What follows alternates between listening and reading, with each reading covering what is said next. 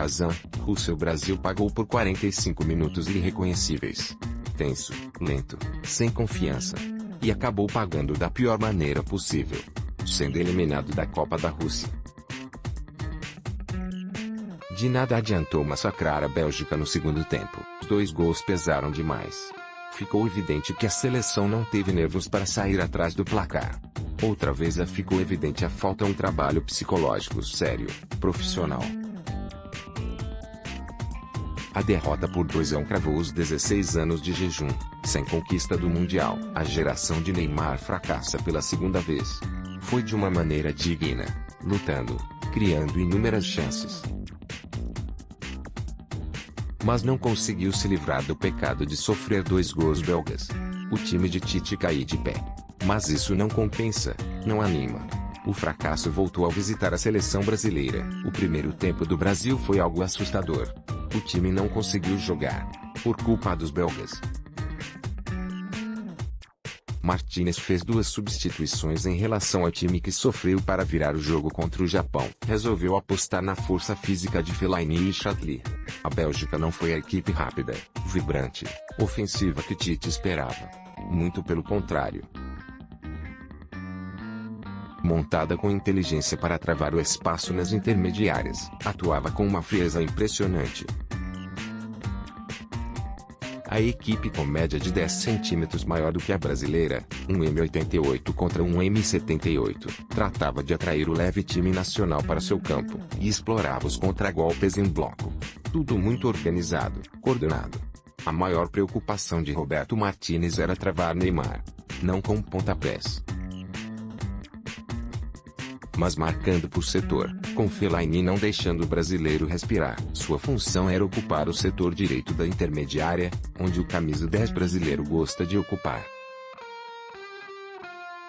Desde o início da partida ficou claro que Marcelo estava longe do seu melhor estado físico, inseguro e visivelmente se poupando na hora de buscar tabelas, triangulações com Neymar. Philippe Coutinho também não conseguia se encontrar, diante do festival de pernas belgas que acompanhavam as jogadas, as trocas de bola, com marcação forte, por setor. Assim também como William, pequenino diante do gigante Vertonghen, não conseguia encontrar espaço para fazer a diagonal ou triangular com Fagner.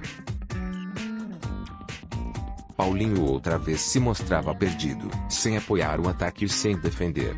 Como em qualquer esporte é preciso sorte. E ela faltou ao Brasil em 2 escanteios,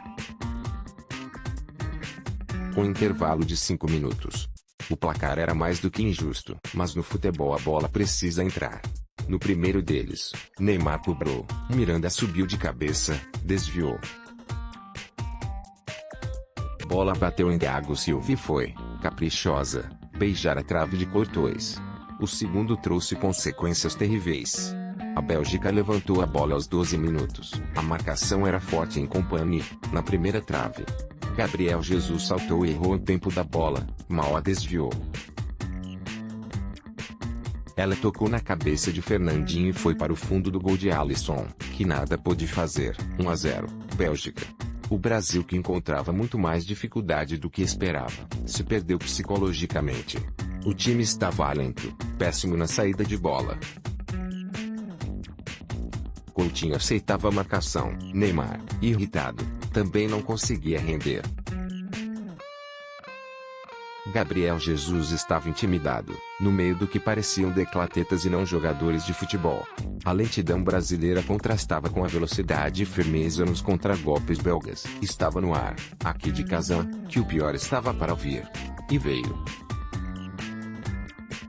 Em uma arrancada de Lukaku, que passou por Fernandinho como quis, rolou a bola na direita para De Bruyne livre. Sem marcação, ele teve tempo de ajeitar a bola e soltar o chute fortíssimo, sem chance de defesa para Alisson. 2-0, Bélgica, aos 30 minutos. Deu uma pane na equipe de Tite. Fernandinho não conseguia marcar ninguém. Neymar, Coutinho e William abaixaram a cabeça, não reagiam. Paulinho se omitia do jogo. Faltava alguém com personalidade, com coragem de cobrar, acordar o time. A equipe se desmanchava. Não estava preparada para sair atrás no placar. A lentidão era reflexo de puro descontrole emocional. No intervalo, Tite poderia trocar a equipe toda, se a regra permitisse. Tirou Willian e colocou Firmino. Mas a principal mudança foi de atitude. O Brasil finalmente percebia que tinha 45 minutos para tentar sobreviver na Copa da Rússia. A Bélgica recuou suas linhas e a troca de bola já era possível no intermediário entre Neymar e Felipe Coutinho. Martínez não permitia as infiltrações. Seu medo eram os dribles que poderiam encontrar alguém livre no meio dos zagueiros. O Brasil precisava de atacantes decididos, convictos que poderiam salvar o jogo. E não era o caso de Gabriel Jesus. Ele sentiu a pressão, demonstrou sua imaturidade, intimidado. Tite tirou e colocou, com acerto, Douglas Costa. A ordem era incendiar de vez o jogo. O Brasil tinha de descontar, fazer um gol o mais rápido possível. Mas a ansiedade, o nervosismo era uma barreira até maior do que o paredão belga diante de Courtois. O tempo passava rápido, inclemente, a bola rondava a área belga, mas insistia em não ser desviada para as redes. A tensão já dominava o time de Tite. Foi quando ele colocou Renato Augusto no lugar do perdido Paulinho. Entrava um jogador com físico para enfrentar a zaga belga. E aos 30 minutos, Felipe Coutinho descobriu o volante na área belga.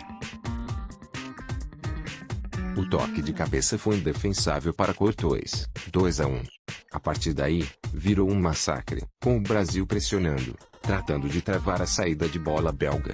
E atacando. Douglas Costa incendiava a direita e Marcelo e Neymar, à esquerda. Os belgas foram se encolhendo, tensos. O cansaço já atingia os europeus.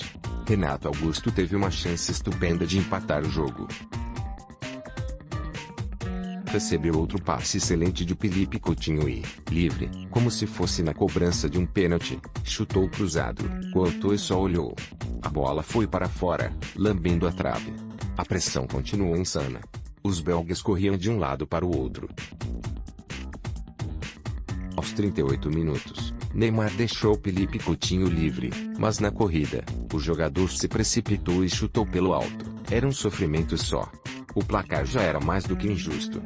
Só que no futebol, a bola tem que ir para as redes. Não adianta dominar o jogo. O Brasil correu, chutou, tentou empatar, mas não conseguiu. Os 2 gols no primeiro tempo acabaram com os nervos da seleção. O que era empolgação virou frustração. A derrota inesperada, diante de um adversário inferior. Triste fim para uma caminhada que parecia fácil. Quem sabe agora o futebol brasileiro se lembre dos psicólogos. O Brasil caiu em mais um mundial por descontrole emocional. Lágrimas não adiantam. Nova chance só daqui a 4 anos.